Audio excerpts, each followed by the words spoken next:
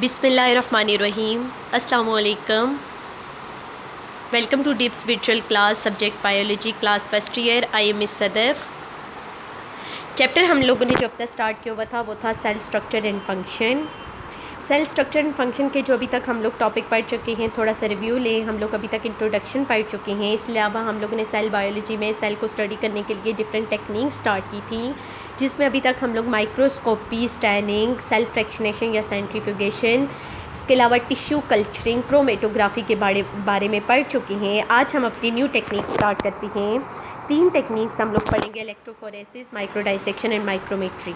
ठीक है, सबसे पहले इलेक्ट्रोफोरेसिस देखें, वर्ड डेरिवेशन को देखें। इलेक्ट्रोफोरेसिस 2 वर्ड से डिराइव हुआ है। Electro for electricity and phoresis for separation, यानी कि इलेक्ट्रिसिटी को यूज़ करके किसी चीज़ की सेपरेशन करना। लेकिन वो किसी चीज़ क्या है?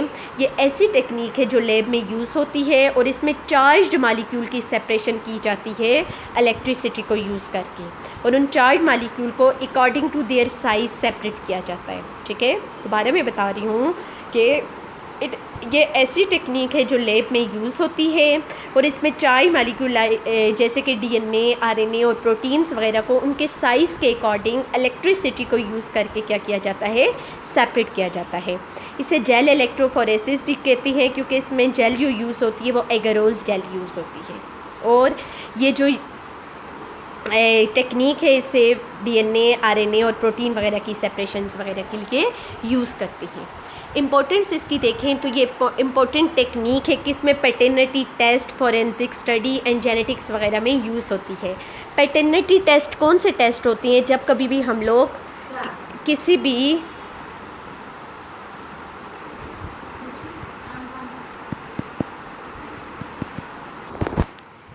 पैटर्निटी टेस्ट कौन से होते हैं? जब कभी भी हम किसी डॉटर वगैरह, किसी बच्चों का उनके पेरेंट्स के साथ अगर रिलेशन देखना चाहते हैं कि वो बच्चे उन अपने पेरेंट्स से बिलोंग करते हैं या नहीं करते, इसके लिए हम लोग इलेक्ट्रोफोरेसिस को यूज़ करते हैं। ठीक है, इसके अलावा फोरेंसिक स्टडी यानी क्रिमिनल केस वगैरह में जब कभी भी अगर हम लोग किसी भी क्राइम सीन पे, जैसे कि आप ड्रामास वगैरह में देखते हैं, सीआईडी ड्रामा में देखते हैं कि जो क्राइम वाली जगह होती है जहाँ पे कोई भी मर्डर वगैरह या कुछ भी होता है, वहाँ से ब्लड, सीमन या स्लाइवा वगैरह को लिया जाता है और उसका टेस्ट किसी भी ऐसे बंदे से किया जाता है, उसके डीएनए का टेस्ट जिस बंदे पे शक होता है। ठीक है, उस बंदे का ब्लड लिया जाता है, उसके डीएनए को उस सैंपल के डीएनए के साथ मैच किया जाता है। अगर वो मैच कर रहे हैं तो फिर वो जो है उसे मर्डर यानी उसी ने किया होता है।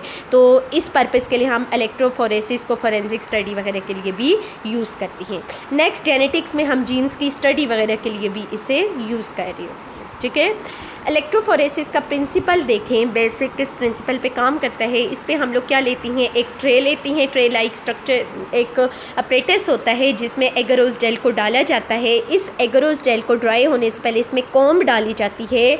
कॉम्ब यानी कंघी से उसमें छोटे छोटे वेल बनाए जाती हैं, होल्स बनाए जाते हैं, ताकि उसमें हम अपने सैंपल को डाल सकें। ठीक है, और इस ट्रे को दोनों पोजीशन से वो एक बैटरी के साथ कनेक्टेड होती है। नेगेटिव टर्मिनल वाली साइड को कैथोड बोलेंगे, पॉजिटिव वाले को एनोड बोलेंगे। ठीक है, अब डीएनए को लेंगे, इन वेल्स में डालेंगे। हमें पता है डीएनए नेगेटिवली चार्ज पार्टिकल है, उसको हम लोग इस ट्रे के नेगेटिव टर्मिनल वाली साइड पे डालेंगे।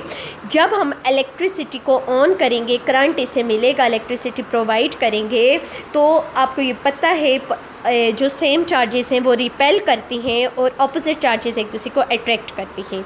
जब हम इलेक्ट्रिसिटी प्रोवाइड करेंगे तो डीएनए नेगेटिव साइड पे है, ख़ुद भी नेगेटिव है, तो यहाँ से रिपेल हो के अट्रैक्ट किस तरफ पे होगा? पॉजिटिव टर्मिनल की तरफ। ठीक है, लेकिन डीएनए के वो वाले फ्रैगमेंट्स जो स्मॉल फ्रैगमेंट्स हैं, जिनका साइज़ स्मॉल है, वो वाले जल्दी तेज़ी से मूव करते हुए हमारे पास पॉजिटिव टर्मिनल की सबसे फ्रंट वाली पोजीशन पे आके खड़े हो जाएंगे। ठीक है, फिर उसके बाद उससे बड़े साइज़ के और सबसे बड़े साइज़ के सबसे लास्ट में आके खड़े हो जाएंगे, और इसी तरह हम डीएनए के फ्रैगमेंट्स को क्या करती हैं? सेपरेट करती हैं। ठीक है, अगर हम पैटर्निटी टेस्ट या फोरेंसिक में किसी भी क्राइम वगैरह के साथ उसे मैच करें,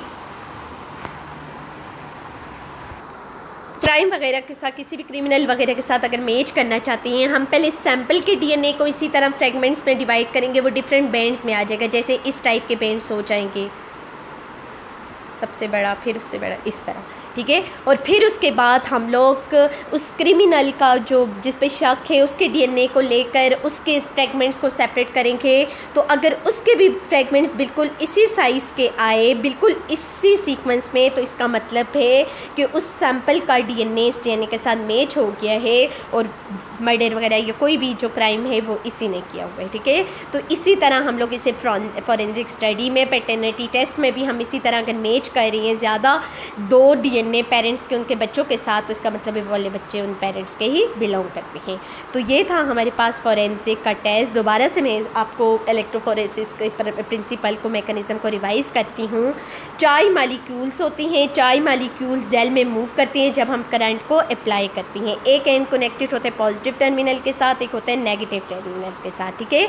जो जेल हमारे पास होते हैं वो परमिएबल मैट्रिक्स, ऐसा मैट्रिक्स है जिसमें से वो मालिक्यूल्स जो हैं डीएनए के, आरएनए या प्रोटीन के, उसमें से मूव कर सकती हैं, ठीक है। और स्मॉलर मालिक्यूल्स ज़्यादा तेज़ी से मूव करेंगे लार्जर के मुकाबले में, और एज अ रिज़ल्ट जो है, जो हमारे पास मालिक्यूल्स है वो अपने साइज़ के अकॉर्डिंग क्या हो जाएंगे, सेपरेट हो जाएंगे। इसी में भी यही बताया हुआ है, जेल इलेक्ट्रोफोरेसिस में डीएनए, आरएनए या प्रोटीन्स जो हैं उनके फ्रैगमेंट्स उनके साइज़ और चार्ज के अकॉर्डिंग क्या हो जाएंगे, सेपरेट हो जाएंगे, ठीक है। हम इसे यूज़ करते हैं दो डीएनए को कंपेयर करने के लिए भी और डीएनए के फ्रैगमेंट्स को स्टडी करने के लिए भी। तो ये था हमारे पास सारा इलेक्ट्रोफोरेसिस। अभी हम अपनी नेक्स्ट टेक्निक स्टार्ट करते हैं माइक्रो डाइसेक्शन को। माइक्रो डाइसेक्शन हमारे पास वो वाली टेक्निक है जिसमें हम लोग किसी भी माइक्रोस्कोपिक जो स्ट्रक्चर है उसकी डाइसेक्शन करते हैं, जैसे सेल या सेल के कंपोनेंट्स वगैरह की, लेकिन किसको यूज़ करते हुए, माइक्रोस्कोप को, ठीक है। माइक्रो वर्ड माइक्रोस्कोप के लिए यूज़ हो रहे हैं, ठीक है। एप्लीकेशंस क्या है, इसे डॉक्टर्स भी यूज़ करते हैं, इसे रिसर्चर्स भी यूज़ करती हैं।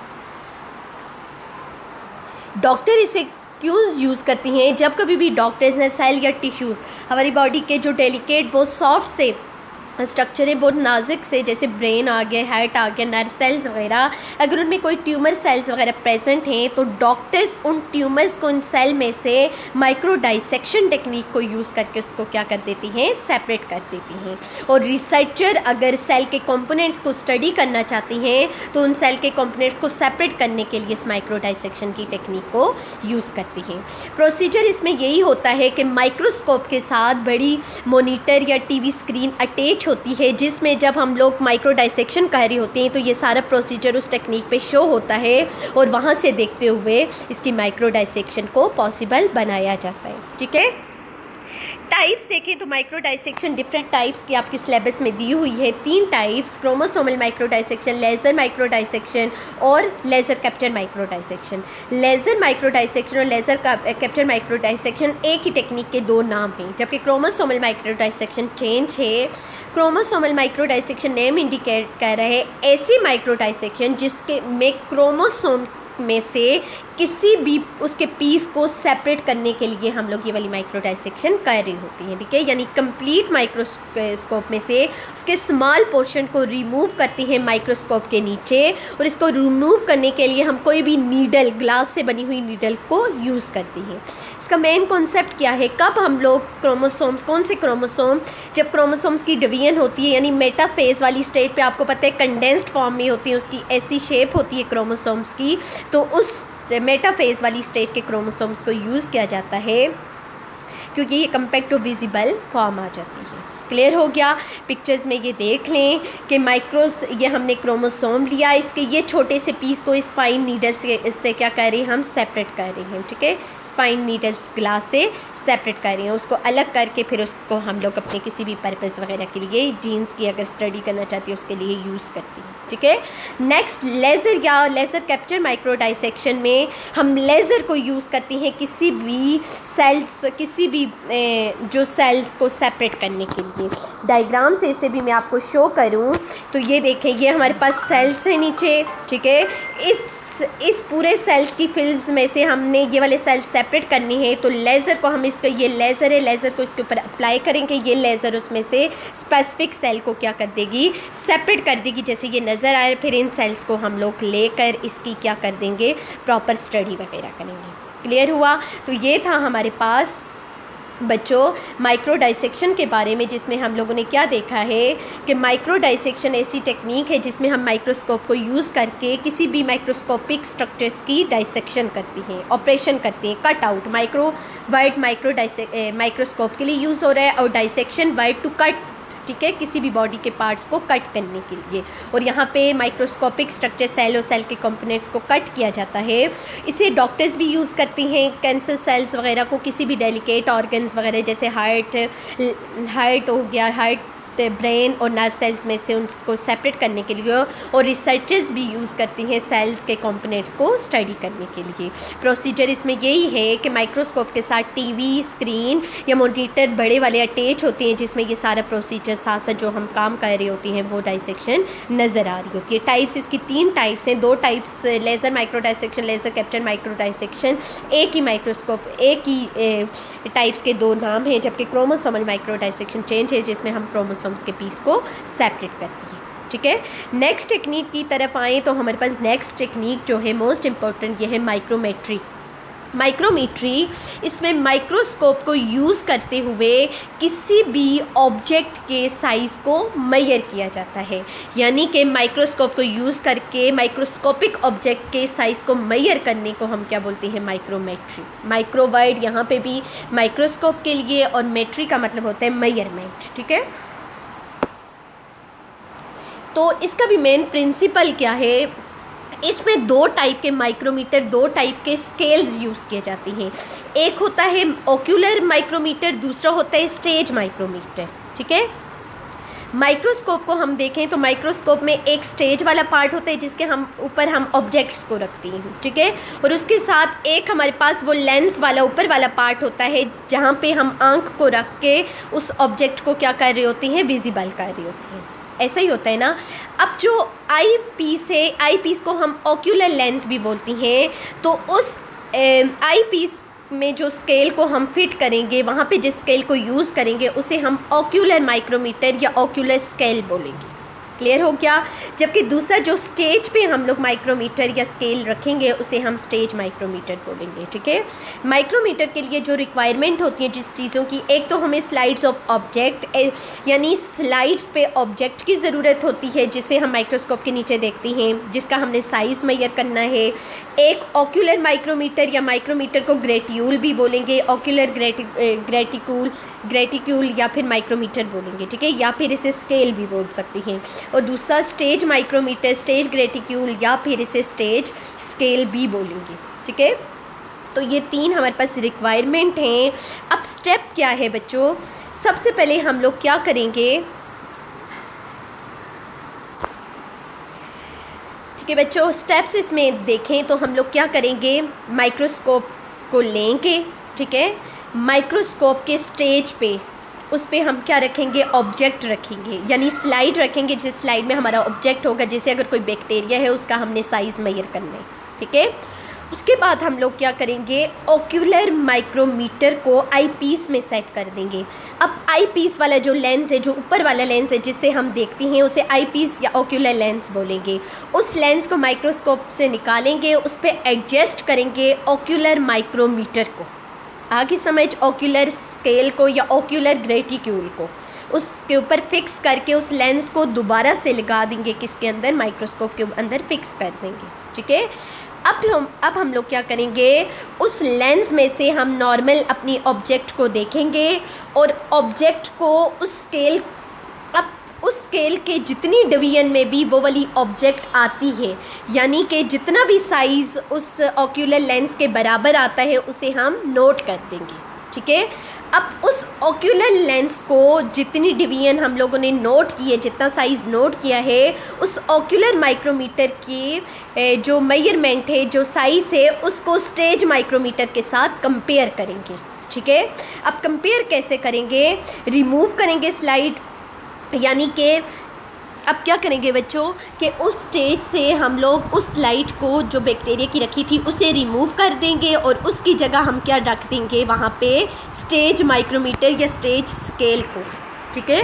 स्टेज स्केल को वहाँ पे रख देंगे।